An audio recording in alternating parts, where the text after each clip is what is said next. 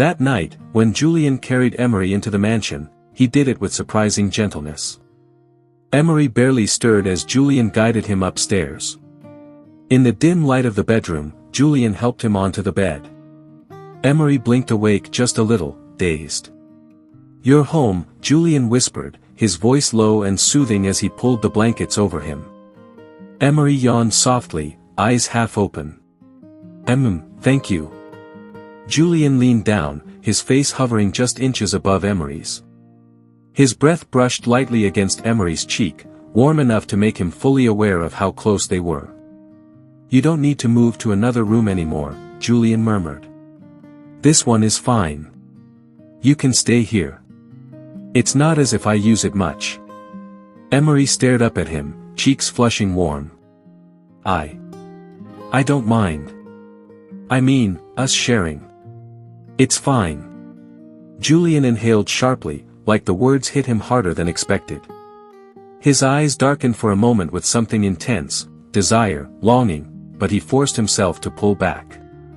"You're making this very difficult," he said with a strained smile. "Good night, Emery." Before Emery could ask what he meant, Julian turned and left the room with far more restraint than he looked capable of. The next morning marked the beginning of a quiet routine. Julian, as usual, skipped breakfast. Emery noticed it immediately. Victoria explained it was normal. Julian buried himself in work the moment he woke up. But Emery didn't like the idea of him working on an empty stomach. So the next day, and the next after that, he carried breakfast to Julian's office. Each time, the scene was the same, Julian deep in concentration, sleeves rolled back, notes scattered everywhere, pen moving. A man fully consumed by responsibility. And each time, Emery found himself pausing at the door, quietly admiring him. "Julian, you should eat," he would say gently. Julian would look up, his expression instantly softening at the sight of him. "You're spoiling me, you know that." Emery turned pink. "I'm just making sure you don't starve. Are you worried about me?" Julian teased. "No." Emery protested a little too fast. Someone has to take care of you." Julian's smirk always widened at that. "Then keep doing it. I like it." Sometimes Emery stayed a few minutes, watching him scribble notes. He even asked once or twice, "How's the project going? Are you tired?" Julian rarely gave details, but he always looked grateful, a kind of gratitude he didn't show anyone else. Every evening, Julian came to pick him up from the center. At first it embarrassed Emery mostly because of others teasing, but soon it became something he secretly looked forward to. Julian would step out of the car, look him squarely in the face and always ask, "Tired? Did you eat? Did you rest?" He wasn't subtle. He didn't even try to be. And Emery felt his heart slipping. Slowly but surely. Rupert kept telling himself it was just a distraction. Just someone to help numb the burn Emery left behind. He had loved Emery since his childhood and had finally found the moment to be with him, but now. So night after night, he still ended up tangled with Heir, using him as a way to quiet the ache in his chest. Each time, Rupert made the same warning, breathing it against Heir's skin, voice firm even in the haze of desire. "If you cheat on me, Heir, I'll kill you. I mean it." Heir always forced a little smile, pretending the threat didn't make his stomach twist.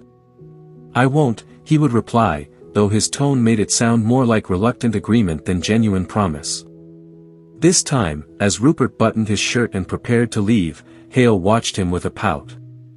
"So, when are you going to tell my father?" he asked. "About us?" Rupert sighed, running a hand through his messy hair. "Soon. Don't rush me." Heir nodded slowly, then switched tactics. "Do you invest in movies?" Rupert raised a brow at the random question. "Yeah." "Why?" "Well," Heir tried to sound innocent. "Could you, maybe, get me a lead role? Something big." Rupert stared at him for several seconds, long enough to make Hale squirm, before finally replying, "I'll think about it." That was all Hale got. On his way to a movie shoot later that afternoon, Hale strutted across the lot, sunglasses on, confidence high. The moment he reached the entrance, he practically bumped into Dawn Thorne. Dawn's expression soured instantly. "So you finally show your face," Dawn snapped. "You've been dodging my messages, everything. What's your problem?" Hale smirked, lifting his sunglasses just enough for Dawn to see his eyes. "I haven't been avoiding you. I just got a bigger fish." Dawn's jaw tightened. "Bigger?" "Rupert," Hale said casually, shrugging. "You think I didn't know he sponsors half your movies? Why would I hang around you when I can be with someone who's actually worth something?" The statement hit Dawn like a slap. Hale patted Dawn's arm mockingly. "You've been fun though, but it's time I spell it out to you. We are over. I hope you can ignore me from now on." Then he walked past him without looking back, hips swinging with confidence. Dawn stood frozen for a moment before anger twisted through him like a wire pulled tight. His fists clenched, eyes darkening with rage. "That little brat," he seethed under his breath. "I'll make him regret that." Julian met Devin Montgomery early the next morning in the private conference room of Montgomery Textiles. The atmosphere was tense at first, but the moment Devin laid eyes on the contract, his face lit up with excitement. "So it's official," Devin said, practically beaming as he flipped through the pages. "Once you and Emery are married, you'll invest 20% of your assets into Montgomery Textiles, and your company will partner with mine for the expansion project." Julian nodded, his expression calm and controlled. "A deal is a deal." Devin happily signed his name, hands almost trembling with relief. "This will save the company, Julian. You have no idea how much this means to me." "Oh," Julian replied with a polite smile, "I have an idea." He hid his irritation behind that smile. The pen hadn't even left his hand before resentment stirred in his chest, helping the man he originally came to destroy. But for Emery, he would endure it. Later that afternoon, Julian returned home. From the balcony overlooking the courtyard, he watched Emery kneeling in the garden beside Victoria, laughing as they tried to coax a stubborn rose bush into shape. Emery's face flushed from the effort. Julian felt warmth spread through his chest, and annoyance right behind it. Beside him, Nikki sipped iced tea, leaning on the railing. "You look strange," Nikki teased. Julian didn't react at first. He kept watching Emery, his voice low and honest when he finally spoke. "I can't believe I'm helping that man," he muttered. "The man I was supposed to destroy. And now I'm expanding his business." Nikki smirked. "That's what happens when you fall in love." Julian shot him a look. "I didn't say anything about love." "You didn't have to," Nikki replied, sipping again. "Your face gives you away. Plus, you practically float whenever Emery smiles at you." Julian exhaled sharply, rubbing his forehead. "That's not the point. The problem is, things aren't moving fast enough between us." "Oh." Nikki raised a brow. "Meaning?" "I'm leaving for that business trip soon," Julian said.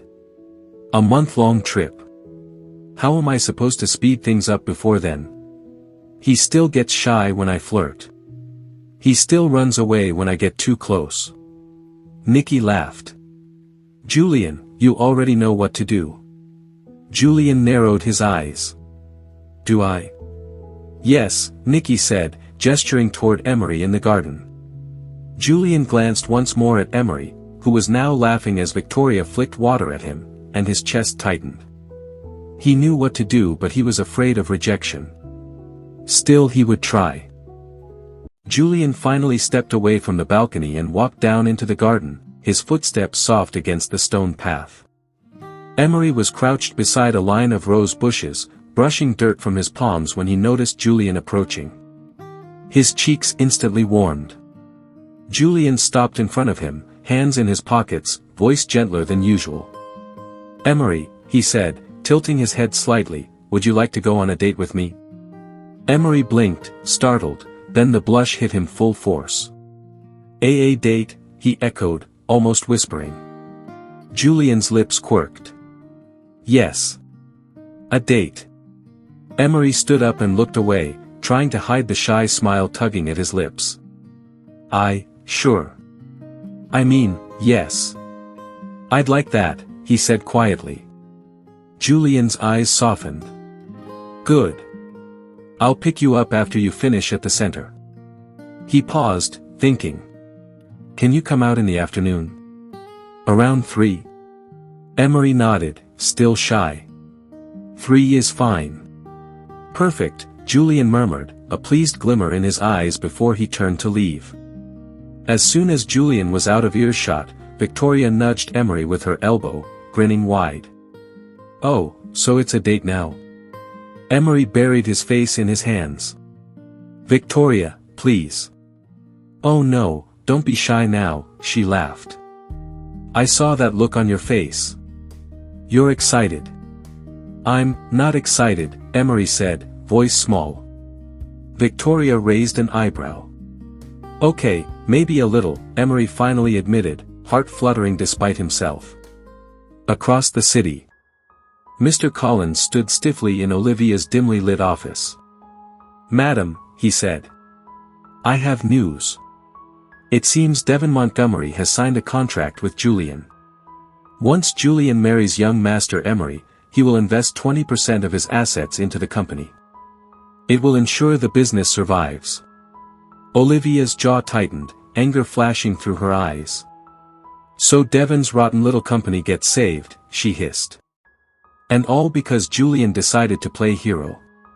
She slammed her hand against her desk, but after a moment, her expression shifted, cold calculation replacing fury. "No matter," she said slowly. "I've already adjusted my plans. As long as Julian doesn't exist, Devon's hopes die with him." Mr. Collins swallowed. "Madam, Julian will be traveling soon. A month-long business trip." Olivia's red lips curled into a chilling smile. "Perfect. That gives us the opportunity we need." Mr. Collins hesitated, glancing at her carefully. "Forgive me for asking, madam, but, why go to such lengths? Why destroy Devon completely?" Olivia's eyes sharpened, icy, vicious, final. "Mr. Collins," she said, her voice cutting like a blade, "mind your business. And do as I say." Mr. Collins immediately bowed his head, knowing better than to question her again. Olivia leaned back in her chair, steepling her fingers. "Once Julian is gone," she murmured, "everything falls apart for Devon. I will be his only redemption." Her smile deepened, dark and sure. "And I will finally get what I deserve." Thorne stepped into Rupert's penthouse without waiting to be invited, mostly because Rupert was too drunk to even hear the door open. Empty bottles littered the floor, and Rupert sat slouched against the couch, his expression dull and exhausted. "Drinking so early in the morning?" Thorne muttered, taking in the mess. Rupert didn't bother lifting his head.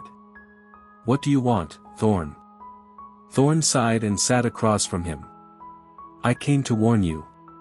About Hale." Rupert's eyes flickered, barely. "What about him?" Thorne leaned forward, voice lowering. "I heard you two are seeing each other, but if you know what's good for you, you will end it.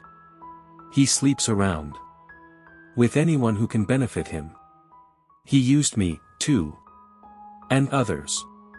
He's only with you because he wants something." Rupert finally glanced up, though his expression remained unreadable, almost detached. Thorne pressed on, frustrated at Rupert's calm. "I thought you should hear it. Before he dumps you." Rupert's lips curled into a slow, unsettling smile. "Thank you, Thorne," he murmured. "I appreciate the information." Thorne frowned. Rupert's reaction wasn't anger. It wasn't jealousy. It wasn't even heartbreak. It was something cold. "I'll handle Hale myself," Rupert added, lifting a glass of alcohol to his lips. Thorne felt a shiver crawl up his spine. Handle him? What does that mean? Rupert didn't answer, just downed the drink and stared blankly at the wall. The next day, Emery wiped sweat from his forehead and leaned back against the wall, finally stealing a moment to breathe. It had been a long morning at the shelter, bandaging cuts, checking fevers, helping the elderly with medication. His back ached, but his heart was light.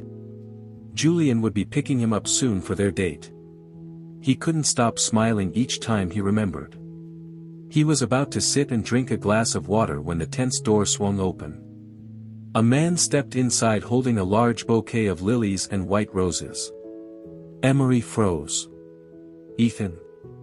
Ethan walked toward him with that smooth, confident smile Emery remembered all too well. Surprise, he said warmly. I brought these for you. Emery stared at the flowers, then at him, disbelief turning quickly into annoyance. What are you doing here? Emery demanded, standing up straight. Ethan's smile widened as if Emery hadn't just snapped at him. I missed you, he said simply. Emery blinked. Then blinked again. You, missed me, he repeated, incredulous. Ethan, are you joking? Ethan took a step closer, expression softening like he expected Emery to melt. But Emery's patience was razor-thin. No, Emery said, stepping back. Tell me the real reason you're here. And put those damn disgusting flowers down, I'm not taking them. Ethan's smile faltered slightly. And Emery's heart sank with dread.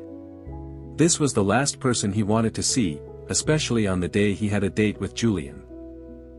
Meanwhile, Julian and Nikki were lingering inside a quiet jewelry shop tucked between two busy streets. The glass cases reflected soft golden light, casting a warm glow over the rows of necklaces, rings, and bracelets. Julian wasn't usually the type to fuss over gifts, but today felt different. He wanted something for Emery, something simple, something that wouldn't scream extravagance, but would mean something long after the moment had passed. I just want something that'll make him think of me, Julian murmured, staring thoughtfully at a case of rings. Even when we're not together. Nikki just glanced at him with a teasing grin. Julian rolled his eyes, but before he could say something, something caught his attention. A ring. A thin silver band set with a small emerald stone. Nothing flashy. Nothing loud. Just, quietly beautiful. He froze. Instantly, Emery's face appeared in his mind, soft eyes, shy smile, fingers fidgeting whenever he got nervous. And for a split second, Julian imagined that emerald ring resting on Emery's hand. The image hit him harder than he expected, warming his chest in a way that almost felt embarrassing. This one, he said quietly. Nikki blinked. Seriously? That one? It's perfect. Julian lifted it gently from the velvet cushion. It suits him. And it'll remind him of me. Nikki raised an eyebrow. You're basically buying an engagement ring. Julian stiffened. It's a tiny engagement ring, Nikki declared, laughing. Look at that smile, oh my God, Julian, you're whipped. Julian tried to hide the grin tugging at his mouth but failed. Shut up. They paid and headed back toward the humanitarian center. Julian was smiling throughout. He couldn't see Emery's expression when he gave him that ring. But the moment they stepped through the gates, Julian's entire mood shattered. Because there, right outside Emery's medical tent, stood Ethan. Ethan, with a bouquet of bright, fresh flowers in hand. Ethan, smiling softly. Julian stopped in his tracks. His heart plummeted, then twisted sharply. Jealousy hit him fast, hot, and irrational. Hated that this was the same man who had broken Emery so badly he had run off to become a monk just to heal. Nikki glanced at Julian and sighed. Oh boy. Julian couldn't hear anything they were saying, but he didn't need to. It was enough to make insecurity carve into him, deep and sudden. The emerald ring in his pocket suddenly felt too small. Too insignificant. Too late. Thanks for watching. Do like and subscribe to the channel for more episodes.